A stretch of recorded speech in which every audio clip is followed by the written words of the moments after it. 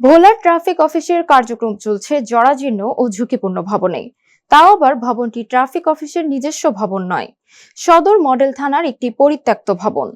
ভবনটিতে শুধু অফিসই চলছে না, পাশাপাশি তার দোতলায় বসবাস করছেন ট্রাফিক বিভাগে কর্মরত কয়েকজন স্টাফ। নতুন ভবন নির্মাণ অথবা ভবন ভাড়া নিয়ে অফিস পরিচালনার কথা থাকলেও শেষ পর্যন্ত তা আলোর মুখ দেখেনি।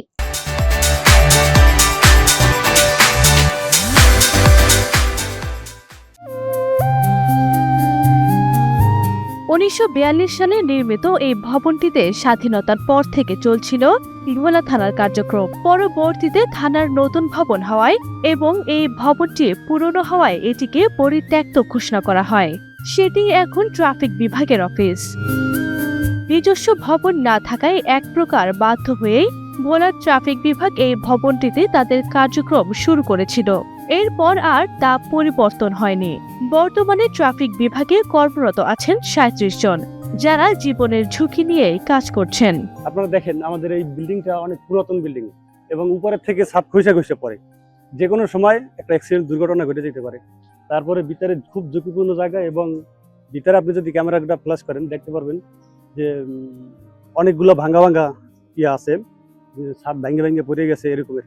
আমরা কেউ পুলিশ লাইনে থাকি, কেউ বাসা নিয়ে থাকি, এরপরে এখানেও কিছু লোক থাকে, তারা খুব ঝুঁকির ভিতরে থাকে সবসময়। ভবনটির নিচতলায় চলে অফিস কার্যক্রম, আর দোতলায় থাকেন কয়েকজন ব্যাচেলর স্টাফও। তাদের মাঝেও রয়েছে আতঙ্ক।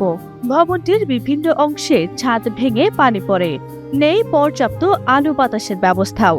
যাদের দায়িত্ব সড়কে যান চলাচল নিরাপদ করা, তারাই এখন নিরাপত্তা ঝুঁকিতে। ট্রাফিক ভবন আমাদের কোনো নিজস্ব ভবন নাই। আমরা আগের পুরাতন যে থানা ছিল ভোলার সদর থানা, এই সদর থানায় আমরা এখন বর্তমানে ট্রাফিক শহর যানবাহন বিভাগ হিসেবে ব্যবহার করি। এটা ঝুঁকিপূর্ণ একটা বিল্ডিং। আমাদের কোনো ব্রাকও নাই। আমাদের বিভিন্ন জায়গায় আমরা থাকি, কেউ পুলিশ লাইন, কেউ এই ব্রাকে। এখানে খুব ঝুঁকিপূর্ণ। আমাদের ব্রাকটা সংস্কার করলে আমাদের খুব ভালো হবে। কর্মকর্তাদের অভিযোগ, ঊর্ধ্বতন কর্তৃপক্ষকে জানিয়েও মেলেনি কোনো সুরাহা। ভূমি অধিগ্রহণ করে সরকারি অর্থায়নে ভবন নির্মাণের কথা থাকলেও তা এগোয়নি আজও। অন্যত্র ভবন ভাড়া নিয়ে কার্যক্রম পরিচালনার কথা থাকলেও দেখেনি তা আসার মুখ।